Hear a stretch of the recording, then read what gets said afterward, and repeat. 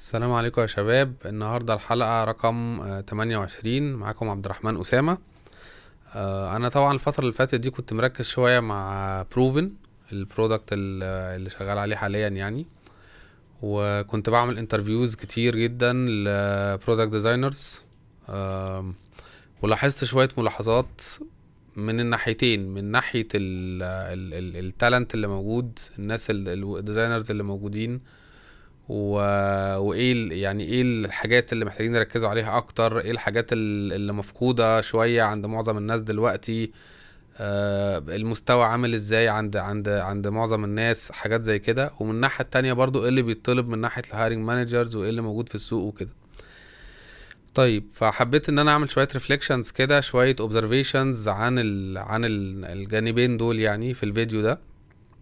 فاول حاجة طبعا، السوق في العالم كله دلوقتي ضعيف جدا. يعني الطلب على التالنت، سواء برودكت ديزاين او برودكت مانجمنت، بقى ضعيف جدا دلوقتي بسبب اللي اوفس كتيرة اللي حصلت في خلال السنة اللي فاتت مثلا. فبدأ ان يبقى في تالنت كتير موجود. يعني حصل له يعني ما بقاش معاه شغل، فبدأ ان هو يبقى معروض موجود. وفي نفس الوقت الشركات اللي هي مشت ناس اكيد مش هتعين، لان هي اوريدي كان عندها ناس ومشتها. واعتقد ان ده بسبب ان البوصلة تحولت من ان الشركات تبقى بتعمل جروس الى ان الشركات تبقى بروفيتابل. وطبعا البروفيتابيليتي تستدعي ان انت تقلل السبندنجز والاكسبنسز بتاعتك، which reflects directly على ان انت تبدأ تمشي الناس اللي عندك، خصوصا اللي بتقبض كتير. فتبدأ تصغر التيمز، فاللي كان عنده 50 واحد لا يبقوا 30، يبقوا 20، وهكذا. فبدأ ان يبقى في ناس كتير، خصوصا الشركات الكبيرة كمان بدأت ان هي تمشي ناس. فبقى في تالنت محترم جدا موجود في السوق، ناس بقى اكس جوجل واكس ميتا ومعرفش ايه الكلام ده كله. ف... فده شكل السوق دلوقتي عالميا. حتى البلاتفورمز مثلا اللي زي توب تال والبلاتفورمز اللي زي كده برضو، الشغل اللي جواها فيها نفس الحكاية. يعني الشغل اللي جواها برضو بقى ضعيف بسبب الحاجات دي. ف...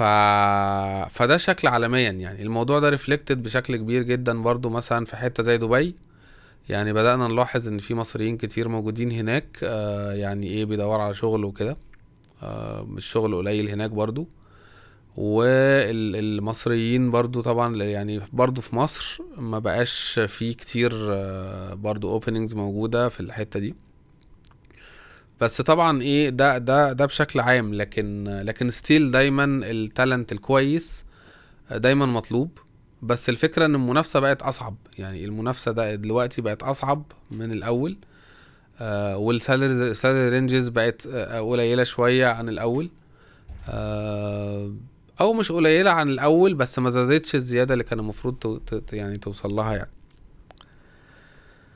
طيب، شوية حاجات المفروض ان انا كنت حابب ان انا اتكلم عليها. اول حاجة، انا عملت انترفيو كتير اول الفترة اللي فاتت للبرودكت ديزاينرز.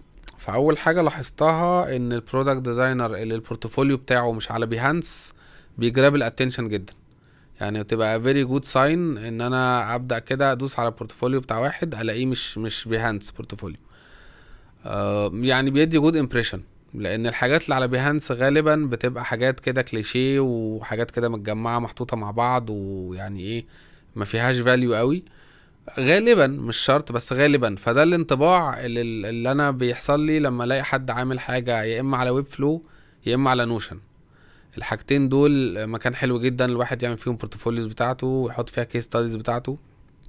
الكيس ستادي اللي هي مش عبارة عن انا كنت عملت بوست قريب اللي هو البروسيس، اللي هي اندرستاند وايديات، واللي هي البروسيس المشهورة، الخمس درجات المشهورة دي.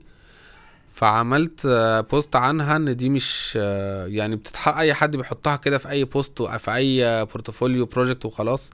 ما بتبقاش يعني بتضيف فاليو للبورتفوليو او للكيس ستادي حقيقي يعني.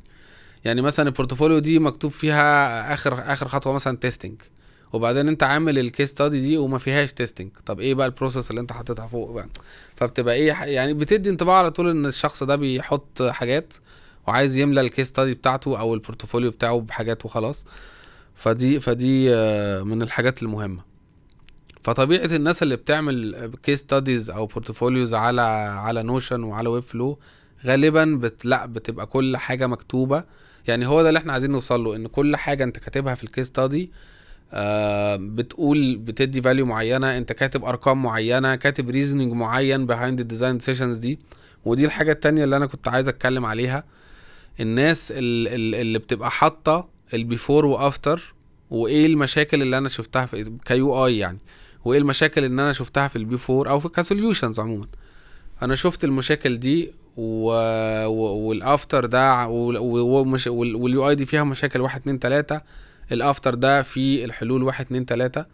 فده بيبقى لطيف جدا في اي كيس ستادي. شفت حد عامل كيس ستادي متقسمه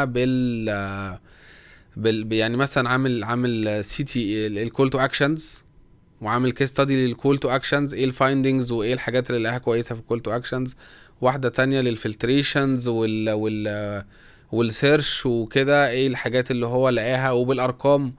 لما عملنا الديزاين سوليوشن ده لقينا ان الكونفرجن اتحسن بقد كذا. فحاجات زي كده بتبقى كويسه جدا ان الواحد يشوفها في بورتفوليو. مش دايما بنعرف نوصل الارقام طبعا، لو وصلنا يبقى ممتاز جدا، لكن على الاقل انا عايز الريزونينج بيهايند الديزاين ديسيجنز. والله انا عملت اليو اي دي كده، اليو اي كانت كده وانا عملتها كده ليه؟ عشان 1 2 3. والله اليو اي كان فيها مشاكل 1 2 3 وعملت الحل التاني ده، فاللي هو بيريزولف او بيحل المشاكل 1 2 3. فده بيبقى كويس جدا ان يتعمل بيه كيس ستادي. طبعا بقى بتبدا بالبروبلم والكلام ده كله، بلاش برضو الكلام الكتير قوي، يعني الكلام الكتير محدش بيقراه، لكن دايما ايه يبقى برضو يعني اللي هو enough text لكن مبين ان انا فاهم البروبلم، كاتب بروبلم ستيتمنت واضحه، defining البروبلم كويس، عارف ايه اللي هي البروبلم كويس. وابدا من هنا بقى اموف اون في الكيس ستادي بتاعتي زي ما قلنا بالريزونينج بيهايند الديزاين ديسيجنز، او الاسباب وراء كل قرار في الديزاين، انا ليه عملت الديزاين ده كده مش كده. فده بيبقى مهم جدا ان الشخص ده بيفكر. في الانترفيوهات بقى نقطة تانية في الكوميونيكيشن سكيلز، يعني جزء كبير مننا بيبقى عنده صعوبة شوية في ترتيب الكلام. يعني انا في كلام كتير جوه دماغي فمش ما رتبتوش قبل ما اقوله، فبقول الكلام بيبقى مش واضح قوي للي قدامي. فازاي ان انا ابقى مرتب وستراكشرد في تفكيري. والله انت كان عندك ديزاين، بنسأل سؤال مثلا انترفيو، ايه ديزاين تشالنج مثلا، كومبلكس ديزاين تشالنج واجهتك، او تحدي معين في التصميم واجهتك، وازاي وصلت الحل، وازاي عملت كوميونيكيشن للحل ده مع الستيك هولدرز مثلا سؤال. فالشخص لما بيبدأ يجاوب بتلاقي الكلام مش مرتب، يعني يجيب حتة من هنا على حتة من هنا. لكن ازاي ان انا ارتب الكلام وابدأ ان انا اعرف ان انا اقوله بشكل منظم، بحيث اللي قدامي والله ده هو الراجل ده عمل 1 وبعدين 2 وبعدين 3 ومن هنا وصل لهنا ومن هنا وصل لهنا، فيبقى الكلام مرتب الى حد كبير اللي قدامك يقدر يفهمه. فدي من النقط المهمة جدا. الكوميونيكيشن سكيلز دي طبعا اهم الحاجات. دي اول بوينت عندنا في بروفن، احنا عندنا 6 بوينتس بنديهم ريتنجز لكل واحد من التالنتس. اول حاجة الكوميونيكيشن اند كولابوريشن، وتاني حاجة البروبلم سولفينج سكيلز طبعا، وتالت حاجة اليوزر سنتريك مايند سيت، وبعدين الليرنابيليتي اند ادابتابيليتي، وبعدين التكنيكال، وبعدين الليدرشيب سكيلز. فدول ال6 بوينتس اللي احنا بنعمل اسسمنت عليهم لاي تالنت في بروفن يعني. الحاجة التانية بقى حتة اليوزر سنتريك مايند سيت. يعني انا لاحظت ان كتير قوي من الناس، يعني مش عايز اقول 70-80% من الناس اللي انا بعمل معاها انترفيوهات دلوقتي على برودكت ديزاين، بنتكلم يعني على السينيور والليد ليفل، يعني كده الليفل قبل كده عادي، لكن سينيور وليد. فيعني حته اليوزر سنتريك مايند سيت بقت ضعيفه شويه. يعني البرودكت مايند سيت اللي موجوده دلوقتي بتزق شويه ناحيه السبرنتس والدليفري، وانك تدليفر بسرعه ماشي، ده مفهوم، ده اتجاه او مدرسة موجودة دلوقتي وهي المدرسة الغالبة دلوقتي. خلت اليوزر سنتريك مايند سيت شويه ضعيف. يعني حته ان بقى احنا بنكوندكت يوزر انترفيوز بقى هاو اوفن، يعني قد ايه كتير ولا مش كتير. حته ان التركيز على البيرسوناز، وايه البيرسونا اللي احنا بنكلمها، فبقى اكتر الاتجاه ناحيه ان انت ايه بوش السوليوشن وميجر النتيجه بعدين. ما عنديش مشكله في المدرسه دي، بس المشكله بقى ان احنا مش بنميجر النتيجه بعدين كمان. ولا انا عملت يوزر انترفيوز في الاول، ولا انا عملت ميجرمنت للنتيجه بعدين. وفوجئت بديزاينرز جامدين جدا على مستوى ليد على مستوى ليد، يعني ليد برودكت ديزاينرز في برودكتس اي كوميرس، وبرودكتس من الحاجات اللي هي فيها يعني فانلز واضحه جدا، مش بيعملوش اي بي تيستنج خالص. فالموضوع ده كان غريب جدا جدا بالنسبه لي، لان بره انا طبعا بتكلم على ناس يعني في برودكتس مصريه. بره الاي بي تيستنج والسي ار او الكونفرجن ريت اوبتمايزيشن في الشركات اللي زي كده، اللي بتبقى اساسها ان هم حاجه فينتك مثلا، ففيها بيمنت تشيك اوت بروسيس معينه، او حاجه اي كوميرس، او حاجه مثلا فود ديليفري، او حاجه الحاجات اللي فيها فانلز قويه كده. بيبقى الاي بي تيستنج ده بالنسبه للديزاينرز هو 80% من شغلهم مثلا، يعني الحياه كلها اي بي تيستنج. يعني انا اشتغلت حاجات بره اي كوميرس، الاي بي تيستنج هو كل حاجه بالنسبه للديزاينرز اللي في البرودكتس اللي زي كده. ففي مصر ان مفيش اي بي تيستنج للشركات دي، او يعني الديزاينرز دول مش مركزين خالص على الاي بي تيستنج، دي حاجه غريبه جدا جدا بالنسبه لي. يعني حاجه فوجئت بيها وانا بتكلم مع ناس يعني شاطره جدا، وناس يعني ما شاء الله فاهمه كويس وكده، وتفاجئ ان هم ما بيعملوش اي بي تيستنج. فانا ما اعرفش العيب ان مفيش فرصه في الشركات نفسها، ولا هم الديزاينرز ما ادوش يعني ما عملوش ادفوكيتنج انف لان يتعمل اي بي تيستنج بشكل اساسي جدا في البروسيس بتاعتهم، ولا لا. فاللي بيتعمل ايه اللي هو يلا نبوش اللي عندنا assumptions، يلا ان احنا نسولف البروبلمز دي، ونطلع بديزاين جديد وننزل، وبعدين نشوف الكي بي اي يتحسن ولا لا. ده لو يعني حد بيشوف الكي بي اي يتحسن ولا لا.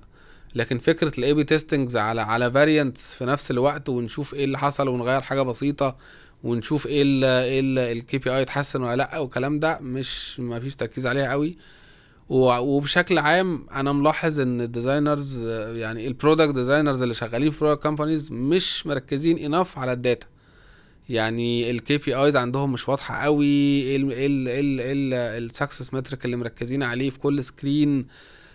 يعني عندهم طبعا يعني شغال يعني في يعني فاميليار بيها، لكن مش بشكل كافي. يعني مفيش اهتمام بالداتا بشكل كافي. فبشكل عام الاهتمام باليوزر سنتريك مايند سيت ضعيف الى حد ما. الاهتمام بالداتا برضو طبعا في ناس، يعني انا بتكلمكم على الاغلب العام، لكن في ناس طبعا اللي احنا بقى بنحاول ان احنا ناخدهم معانا في بروفن، وليهم بروفن بروفايلز، ويبقوا توب ريتد في بروفن. الناس دي ما شاء الله معديه الحاجات اللي انا بقولها دي، بس انا بقول على الاغلب العام من الناس اللي انا انترفيود زي يعني الفتره اللي فاتت، كان عندهم يعني واحده او اكتر من هذه المشاكل. فدي حاجه تو كونسيدر. انا كاتب هنا كمان الهيرستيك ايفالويشنز. يعني بلاحظ ان في ناس شاطره في الريسيرش وكله، بس في حاجات بيزك جدا بفاجئ ان هم مش عارفينها.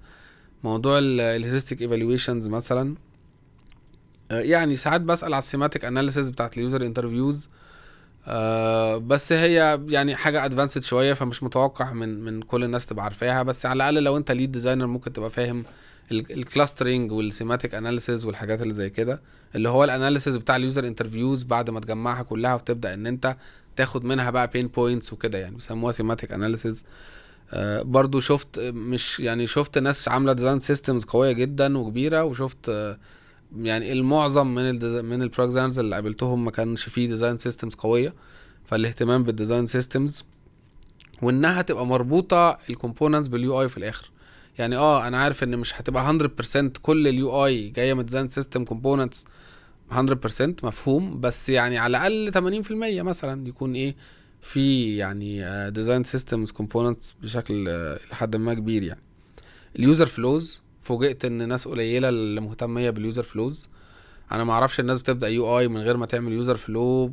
يعني اعتقد ان خطوه اليوزر فلو مهمه جدا لاي ديزاينر، ففوجئت ان في ناس كتير مش عامله يوزر فلوز. بس فدي مور اور ليس الحاجات اللي لاحظتها.